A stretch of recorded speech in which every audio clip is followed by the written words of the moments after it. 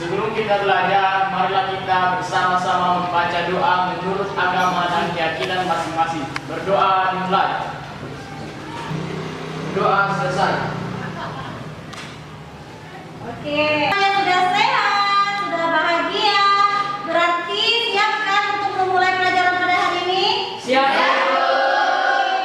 Nah, sebelum kita lebih lanjut melangkah, sebagai warga negara Indonesia yang baik, marilah kita berdiri menyanyikan lagu salah satu lagu kebangsaan kita, Indonesia Raya. Ayo anak-anak, semuanya berdiri dulu.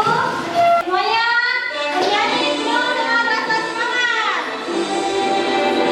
Indonesia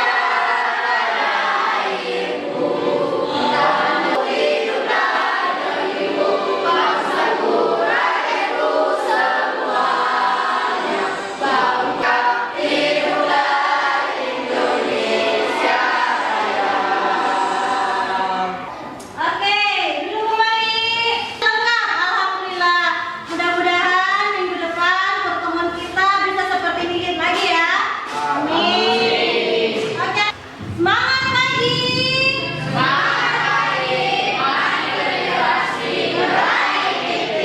Oke, teman-teman. Minggu lalu kan kita membahas mengenai pengertian teks laporan hasil observasi, ciri-ciri teks laporan hasil observasi, kemudian tujuan laporan hasil observasi. Nah, sekarang saya mau tanya dulu, apakah di antara kalian sudah ada yang pernah membaca yang namanya teks laporan hasil observasi? Pernah? Ya, pernah ya. Kalian kalau memang pernah, kalian pernah bacanya di mana? Di internet. Ya, ada di buku ya. Akan banyak manfaat yang akan kita dapatkan. Yang pertama, kita akan menambah wawasan atau pengetahuan kita mengenai objek yang kita amati. Nah, yang kedua, bisa kita jadikan bahan untuk menyusun rencana selanjutnya. Dan yang ketiga, kita dapat menerapkannya dalam kehidupan kita sehari-hari. Karena adanya manfaat yang begitu banyak mengenai teks laporan hasil observasi, jadi Ibu harapkan kalian semua mengikuti proses pembelajaran ini mulai dari awal sampai akhir dengan penuh rasa semangat. Bisa kan? Bisa. Pada kali ini materi yang akan kita bahas yaitu menganalisis teks laporan hasil observasi. Nah, adapun kegiatan yang akan kita lakukan nanti, pertama kita akan berdiskusi, menganalisis dan melakukan presentasi hasil diskusi kerja kelompok kalian. Terkait dengan IPK-nya, KD-nya yang pertama 3.4 menganalisis struktur dan aspek kebahasaan.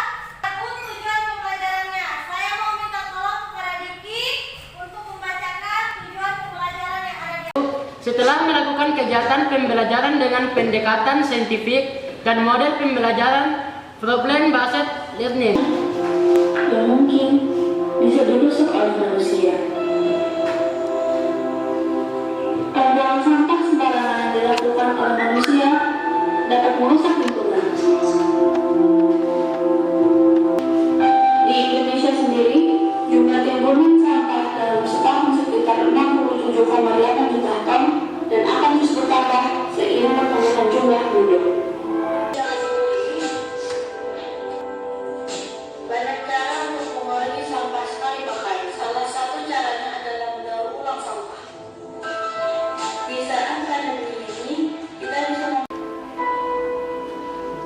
Oke, itu tadi salah satu tayangan masalah yang terjadi di lingkungan sekitar kita. Informasi apa yang kalian dapatkan setelah menyaksikan tayangan tersebut? Oke, silakan. Banyaknya sampah yang ada di lingkungan kita yang bisa kita daur ulang. Oke, bagus. Pasti sering kita temukan yang namanya Sampah. Sampai di sini ada yang mau bertanya? Oke, silakan. Setelah menonton tayangan video tadi, kita dapat mengetahui bahwa ada masalah yang terjadi di mana-mana. Iya. Nah, pertanyaan saya, apakah dengan melakukan observasi kita dapat Oke, bagus sekali. Itu pertanyaan dari Bu Rani. Siapa yang bisa menjawab? Saya, Bu. Oke, Arun bisa menjawab pertanyaan Bu Rani. Karena setelah melakukan dan membuat laporan observasi, kita dapat memperlihatkan kepada pihak yang berwenang untuk mengatasi masalah sampah itu. Oke, bagus sekali. Sekarang perhatikan lagi di atas. Ini adalah struktur teks laporan hasil observasi. Ada berani. Lanjut. Deskripsi bagian yang kedua. Dia menjelaskan tentang sampah organik. Aspek kebahasaan teks laporan hasil observasi. Ada 6 yang akan kita analisis. Ibu akan membagi kalian menjadi beberapa kelompok. Karena kita terdiri dari 20 orang, maka ibu bagi 4 kelompok. Tiap kelompoknya terdiri dari 5 orang. Yang mengambil kartu hewan yang sudah disediakan. Jika mengambil jenis hewan yang sama, berarti kalian satu kelompok. Oke, mulai dari sini dah. Silakan ambil. Silakan. Kartunya? Sudah, Bu. Kartu nama hewannya. Kalian mendapatkan hewan apa? Bersatu dengan teman kelompoknya yang memegang kartu sendiri.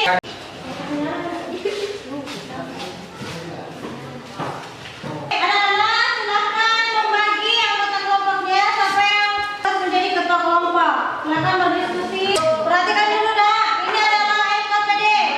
Di sini ada teks laporan hasil observasi yang akan kalian analisis. Baca petunjuk penggunaannya. Jadi setiap orang nanti saya berikan LKPD untuk menghindari ada anggota kelompok yang tidak aktif.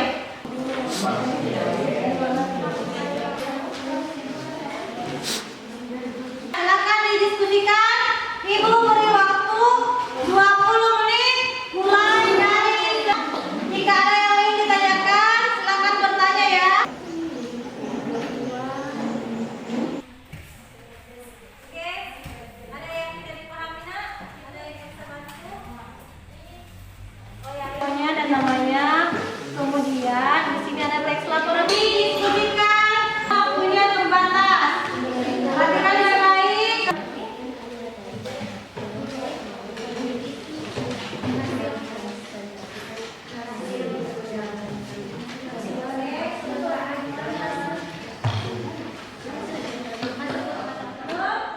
Siapa yang sudah selesai? Angkat tangan. Oh, sudah selesai? Sudah, Bu. Oke, karena sudah menganalisis, sekarang setelah kalian menganalisis, hasil diskusi kalian tuangkan ke dalam salin dia.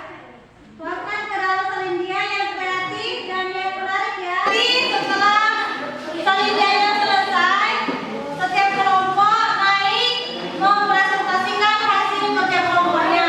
Ya, nah buat salin dia ada yang menarik ya. Oke.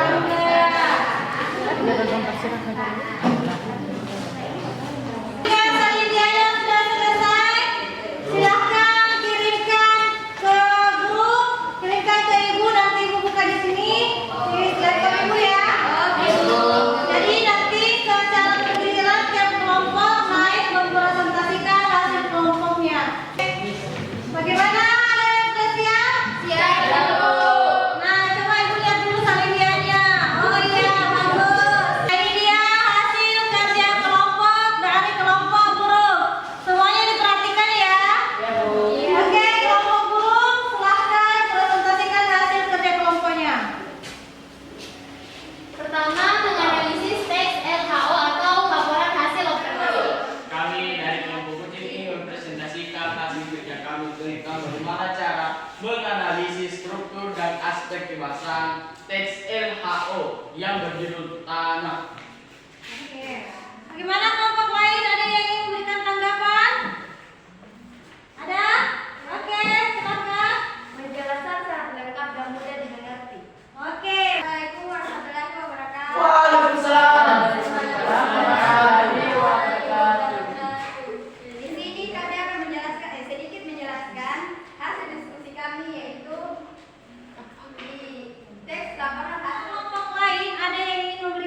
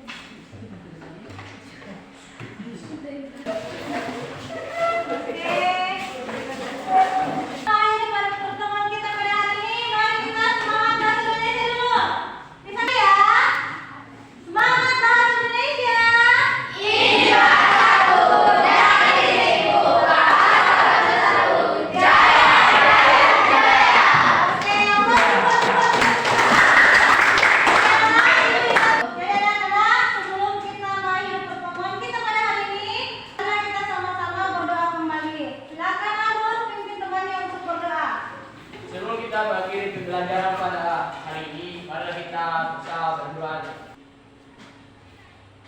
Berdoa selesai. Alhamdulillah.